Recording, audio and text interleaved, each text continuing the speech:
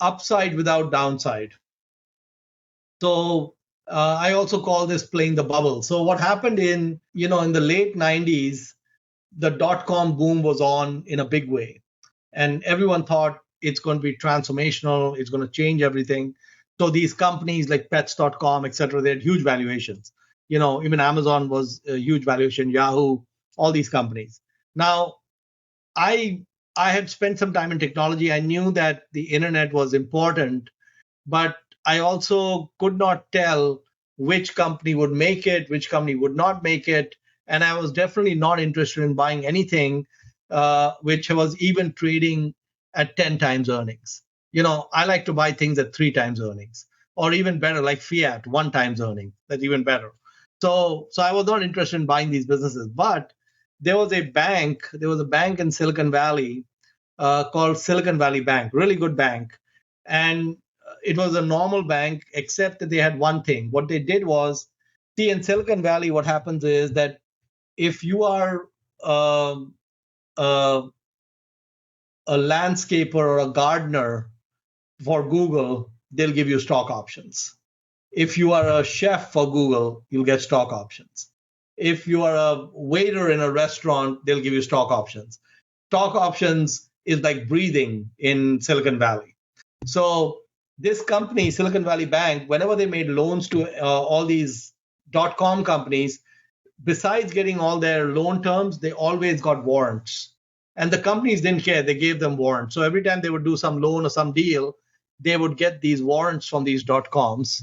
And they never disclosed how many warrants they had, what warrants they had, what the strike prices were. No disclosure. They only said that we just get warrants. So there was an unknown element to what these warrants were worth. But the bank itself was trading at a very low valuation, just slightly above book value, and a very well-run bank. Even now, it's in existence. It has done well over the years.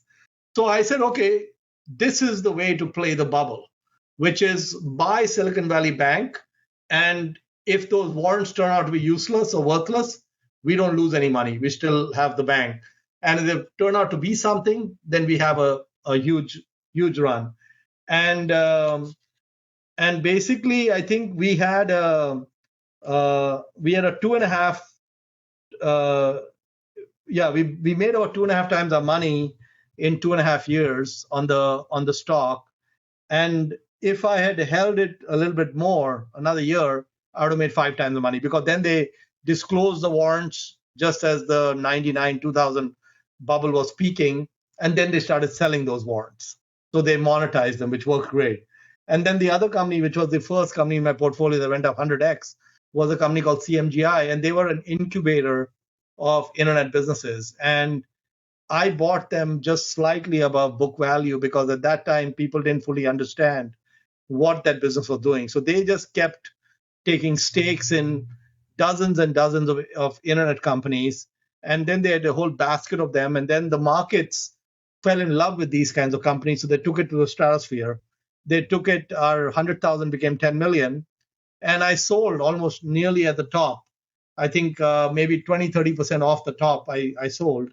And so this is kind of something that comes into play when you have bubbles. It's probably not the most elegant way to make money, but sometimes you can get these upside without downside situations when that can play out. And then you finally have the upside without downside, which happened only once to me, because the most mega bubble I had in 22 years was in the late 90s with the dot-coms, when most of you were still, I think, maybe not even in kindergarten, but maybe just in kindergarten. In this video, Mohnish Pabrai explained one of the smartest way to find multibaggers. Investments that offer enormous upside with very limited downside. He also reveals how investors can profit from a market bubble without taking excessive risk. Interestingly, that's exactly what's happening in today's AI boom. While everyone is chasing the obvious AI winners, memory chips companies like SanDisk and Micron have quietly generated extraordinary returns. SanDisk has surged nearly 40x, while Micron has delivered around 8x over the past year. Even Mohnish Pabrai himself has reportedly doubled his investments in Micron. His approach isn't about predicting who wins the AI race. It's about finding businesses that benefit from the boom while keeping the odds firmly in your favor. And that's how you play a bubble intelligently.